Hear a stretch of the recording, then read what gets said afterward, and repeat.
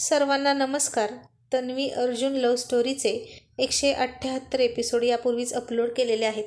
कृपया ते सर्व एपिसोड ऐकण्यासाठी आपल्या चॅनलला भेट द्यावी. तन्वी मीटिंग हॉलमध्ये आली आणि तिच्या समोर बसलेल्या मिस्टर विवेक बन्सलचं लक्ष तिच्याकडे गेलं आणि गोल्डन साडी घातलेल्या तन्वीला पाहून विवेक जागा सोडून त्याच्याही नकळत उठून उभा राहिला. उंच, सडपातळ, डॅशिंग आणि चेहऱ्यावर खूप कॉन्फिडन्स असणारी तन्वी फार अट्रॅक्टिव्ह वाटत होती. ती त्याच्याजवळ आली आणि विवेकनं हसूनच तिच्यासमोर हात पुढे केला. तशी तीही थोडी हसली आणि त्याच्याशी हात मिळवला. Nice to meet you Mrs Desai असं म्हणून तो हसला. आता कोणता बिझनेसमन तन्वीला ओळखत नाही असं होणार नाही, पण तिला प्रत्यक्ष भेटण्याचा योग आज आला होता. विवेकला अजिबात अपेक्षा नव्हती की आज तिच्यासोबत मीटिंग करावी लागेल. त्यानं तर अर्जुनची अपेक्षा केली होती आणि तन्वीला पाहून त्याला एक सुखद धक्का बसला होता. तिला त्यानं टीव्हीवर, न्यूजपेपरमध्ये पाहिली होती. तिच्या अनेक मुलाखती वाचल्या होत्या, पण लांबूनच. विवेकसुद्धा एक चांगला बिझनेसमन होता, पण त्याला सगळं आयतं मिळालं होतं आणि तो बिझनेस मेहनत घेऊन काम करत मोठा करत होता. दिसायला खूप हँडसम होता, रुबाबदार आणि अर्जुनपेक्षा थोडा स्मार्ट होता. त्यानं काही सेकंद तन्वीचा हात सोडलाच नव्हता. नुसता तिच्याकडं गालात हसत एकटक बघत होता आणि तन्वी थोडी सावध झाली आणि त्याला तन्वी म्हणाली, excuse me, hello mister Bansal. तसा तो भानावर आला आणि हसून म्हणाला, ओ सॉरी, प्लीज बसा ना. मग दोघेही बसले आणि त्यानं थोडीशी त्याच्या ओठांवरून जीभ फिरवली आणि त्याची अस्वस्थ अशी चुळबुळ सुरू झाली. तो हातावर हात घासत होता आणि उगीचच हसत होता. तन्वी मात्र त्याला असं पाहून थोडीशी चकित होऊन गेली होती, कारण त्याच्यासारख्या मोठ्या बिझनेसमनने असं इतकं अनकॉन्फिडंट असणं योग्य नव्हतं. एक बिझनेसमन म्हणून तुमच्यासमोर कोणी का असेना, तुम्ही तितक्याच धीरानं आणि कॉन्फिडंटली त्याला सामोर गेलं पाहिजे आणि तुमची जी बॉडी लँग्वेज असते त्यातून तुमचा कॉन्फिडन्स दिसून आला पाहिजे. आता तन्वी तर फुल कॉन्फिडन्समध्ये होती. तिचा चेहराच सांगत होता आणि तिची बॉडी लँग्वेज तर काही विचारूच नका. पण तन्वीला पाहून विवेकचा कॉन्फिडन्स थोडा डाऊन झाला होता असं दिसत होतं. आणि आता तिला आठवला मीटिंगमधला तिचा अर्जुन. तोही असाच मीटिंगला बसला की सगळं विसरून जायचा आणि त्याच्यामध्ये उरायचा तो फक्त त्याचा ॲटिट्यूड आणि कॉन्फिडन्स. आणि किती कॉन्फिडन्सनं पोज घेऊन तो बसायचा मीटिंगमध्ये आणि त्याच्या त्या बॉडी लँग्वेजमधूनच त्याची छाप सगळ्यांवर पडायची आणि सगळे गपगार व्हायचे. आणि तो फार कमी शब्दात मुद्देसूद बोलायचा आणि लगेच त्याच्या मीटिंग सक्सेस व्हायच्या. कोणी कितीही मोठा बिझनेसमन असला तरी अर्जुनच्या यशाचं रहस्य मात्र त्यांना माहीत नसावं बहुतेक, कारण तो अर्जुन. आणि आता विवेकवर तन्वीची चांगली छाप पडली होती. तो काहीच बोलत नव्हता आणि थोडी वाट पाहून तन्वीच म्हणाली, मिस्टर बन्सल, आपण मीटिंग सुरू करूया, मला लेट होत आहे असं ती तिच्या मनगटावरच्या घड्याळात पाहून म्हणाली. आणि विवेक भानावर येत म्हणाला, ओ या शुअर, वाय नॉट. आणि त्याने त्याच्या मॅनेजरला सांगितलं, 2 hot coffee please. Mrs Desai, तुम्ही कॉफी घेता ना? तन्वी म्हणाली, येस. आणि मग विवेक म्हणाला, what a pleasant surprise Mrs Desai. मला तर वाटलं होतं की या मीटिंगसाठी मिस्टर देसाई येतील. माझ्या माहितीप्रमाणे सगळ्या मीटिंग तेच करतात, बरोबर? पण तुम्ही अशा अचानक. आणि तन्वी म्हणाली, मिस्टर अर्जुन देसाई कॉन्फरन्ससाठी US ला गेलेले आहेत, म्हणून त्यांनी मला मीटिंगसाठी पाठवलं आहे. तुम्ही माझ्याशी बोलू शकता. ते नेक्स्ट वीकमध्ये येणार आहेत आणि तुम्हाला वेळ नव्हता. तुमचे मॅनेजर म्हणाले की तुम्ही रात्रीच्या फ्लाईटने रशियाला जाणार आहात, नाहीतर तेच तुमच्याशी मीटिंग करणार होते. आणि विवेक मनातच म्हणाला, बरं झालं ते नाही आले. त्या निमित्ताने या ब्युटिफुल आयर्न लेडीशी भेट तरी झाली. आणि विवेक म्हणाला, तुमच्याबद्दल बरंच काही ऐकलं आहे, वाचलं आहे.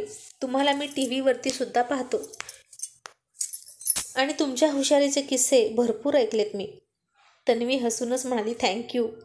आणि विवेक म्हणाला, बाय द वे, आणि मिस्टर खन्नाची केस, त्याबद्दल सुद्धा मला माहीत आहे. मी रशियात होतो तरी मी वाचत होतो तुमच्याबद्दल आणि तेव्हा तुम्ही ज्या काही वागलात ना, ते पाहून तर मी तुमच्यावर इम्प्रेस झालो आहे. आणि तुम्हाला थोडं घाबरतो सुद्धा. तसं तन्वी त्याच्याकडे थोडंसं आश्चर्यानं पाहत हसायला लागली आणि विवेक आता फारच फॅमिलियर होऊन बोलत होता. आणि तन्वीचं ते सुंदर मंजूळ हास्य ऐकून तो आणखीनच तिच्यावर फिदा झाला आणि तिला म्हणाला, मिसेस तन्वी, एक सांगू? म्हणजे तुमची परमिशन असेल तर मी बोलू शकतो का? आणि तन्वी म्हणाली, हो बोला. आणि आता तो म्हणाला, तुमची आणि आता तो तिला म्हणणार होता की तुमची स्माईल खूप छान आहे, पण इतक्यात तन्वीचा फोन वाजला आणि तन्वीच म्हणाली, एक्सक्यूज मी प्लीज, माझ्या घरून फोन आहे. आणि विवेक म्हणाला, काहीच हरकत नाही, तुम्ही फोन घ्या. आणि आता आर्यनच्या केअरटेकरनं फोन केला होता.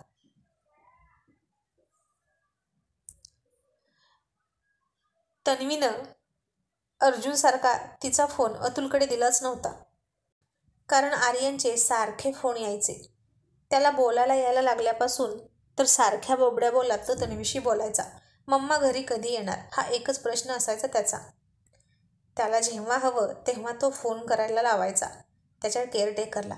आणि जर तन्वीने फोन नाही उचलला तर मग तिचं काही खरं नसायचं. आर्यन घर डोक्यावर घ्यायचा मम्मा पाहिजे म्हणून. तो सुद्धा प्रति अर्जुनच होता. पिसाळलेला धूमकेतू, पण छोटासा.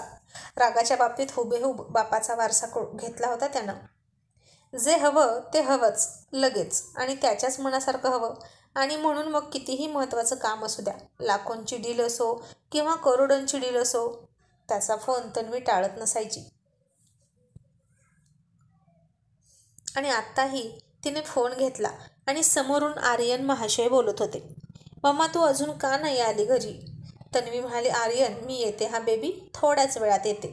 आता मी एका मीटिंगमध्ये आहे. बच्चा ठेवू फोन? नो मम्मा, डॅड पण फोन उचलत नाहीत आणि तू पण अशी करते, मी दोघांशी बोलणार नाही. तन्वी आता आर्यनशी फार हसून त्याच्यासारख्याच बोबड्या बोलत होती. ती हे विसरून गेली की ती मीटिंगमध्ये आहे. आणि विवेक मात्र गालाला हात लावून तिच्याकडे पाहत होता. भान हरवून गेला होता. तन्वीचं सगळं लक्ष मात्र फोनकडे असलेल्या आर्यनकडे होतं. इतक्यात कॉफीसुद्धा आली आणि कॉफीचा एक एक घोट घेत विवेक तन्वीकडे बघत होता. तिच्यावरून त्याची नजर फिरत होती. तिचे रेशमी केस, तिचे बोलके डोळे, सरळ नाक, नाजूक गुलाबी ओठ. आणि त्याची नजर तिच्या मंगळसूत्रावर गेली आणि त्याला अर्जुन आठवला. पण त्यानं दुर्लक्ष करत पुन्हा तिच्या चेहऱ्यावर लक्ष केंद्रित केलं. आणि तन्वीने आर्यनला गोड गोड बोलून फोन ठेवला आणि ती विवेकला म्हणाली, सॉरी मिस्टर बन्सल, आपल्याला डिस्टर्ब झाला ना? आणि विवेक पुन्हा गालात हसत म्हणाला, सो नाईस. आणि तन्वी म्हणाली, सॉरी, एक्सक्यूज मी. तसा तो सारवा सारव करत पुन्हा भानावर येत म्हणाला, कॉफी, नाईस कॉफी असं म्हणत होतो मी, तुम्ही कॉफी घ्या ना. तन्वी म्हणाली, नो थँक्यू, मला आता खूप गडबड आहे. आपण मुद्द्याचं बोलूया का? आणि तिची गडबड पाहून विवेक मात्र थोडा नाराज झाला आणि म्हणाला, ओके. आणि मग तन्वी म्हणाली, तर आमच्या कंपनीशी डील करण्याचं आणि आमच्यासोबत काम करण्याची ही तुमची पहिलीच वेळ आहे, बरोबर? आमच्या कंपनीच्या टर्म अँड कंडिशन माझा मॅनेजर तुम्हाला सेंड करेलच. आय होप की तुम्हालासुद्धा त्या मान्य असतील. आणि सगळ्या कंडिशन्स मान्य असतील तरच तुम्ही आमच्यासोबत डील करू शकता, हे अगोदरच मी तुम्हाला सांगते. कारण अर्जुन सरांना कंडिशनच्या बाहेर गेलेलं चालणार नाही. आणि आता विवेक म्हणाला, तुम्हाला काय चालेल ते सांगा ना. आणि तन्वी काहीच न कळून म्हणाली, म्हणजे? आणि विवेक म्हणाला, म्हणजे तुमच्या टर्म अँड कंडिशन काय आहेत? आणि तुम्ही जे बोलत आहात त्या कंडिशन तर अर्जुन सरांच्या झाल्या. आणि तन्वी हसून म्हणाली, आम्ही दोघेही एकत्रच काम करतो, हे तुम्हाला माहीत नाही का? विवेक आता वेगळ्या अर्थाने बोलत होता आणि तो अर्थ मात्र तन्वीला समजला नाही. आणि विवेक म्हणाला, मला तुमच्या सगळ्या टर्म आणि कंडिशन मान्य आहेत, पण माझीसुद्धा एक कंडिशन आहे. तन्वी म्हणाली, कोणती? विवेक म्हणाला, ती मी मिस्टर अर्जुनना सांगेल. आणि जर का इंडियाच्या या प्रोजेक्टवर तुमच्या कंपनीने चांगलं काम केलं तर माझं रशियामधलं प्रोजेक्टसुद्धा मी तुमच्याच कंपनीला देईन. तन्वी खुश होऊन म्हणाली, आम्ही तुम्हाला नाराज करणार नाही. आणि विवेक पुन्हा दोन अर्थात म्हणाला, खरंच? खरंच तुम्ही मला नाराज करणार नाही ना? आता मात्र तन्वी त्याच्या बोलण्यानं थोडी शांत बसली आणि म्हणाली, माझ्या म्हणण्याचा अर्थ असा होता की आमची कंपनी आणि अर्जुन सर तुम्हाला नाराज करणार नाहीत. विवेक थोडासा गालात हसला आणि पुन्हा तन्वीला आर्यनचा फोन आला. आर्यन अजिबात तिला काम करू देत नसायचा. तन्वी पुन्हा दिलगिरी व्यक्त करत म्हणाली, excuse me mister Bansal, please. आणि विवेक म्हणाला, काही हरकत नाही, तुम्ही फोन घ्या. त्याला तर जितका जास्त तन्वीसोबत बसेल तितकं बरंच होतं. बाहेर अतुलसुद्धा वाट बघत होता. अर्जुन अतुलला सारखा फोन करत होता. मीटिंग संपली का हे विचारत होता. तो तन्वीला फोन करणारच नव्हता, कारण त्याला स्वतःलाच मीटिंगमध्ये फोन आलेला आवडत नसायचा. अर्जुन नाही, पण आर्यन महाशय मात्र तन्वीला सारखे डिस्टर्ब करत होते. आणि आता आर्यन समोरून खूप रडत होता. तो केअरटेकरला सुद्धा ऐकत नव्हता. आणि तन्वी म्हणाली, मारिया काय झालं, तो इतका का रडतोय? मारिया म्हणाली, मॅडम रोज लवकर तुम्ही येता घरी आणि आज नाही आलात म्हणून तो खूप चिडला आहे. प्लीज तुम्ही लवकर घरी या, नाहीतर आर्यन कोणाचंच ऐकणार नाही. आणि आता तन्वीला मात्र काहीच सुचत नव्हतं.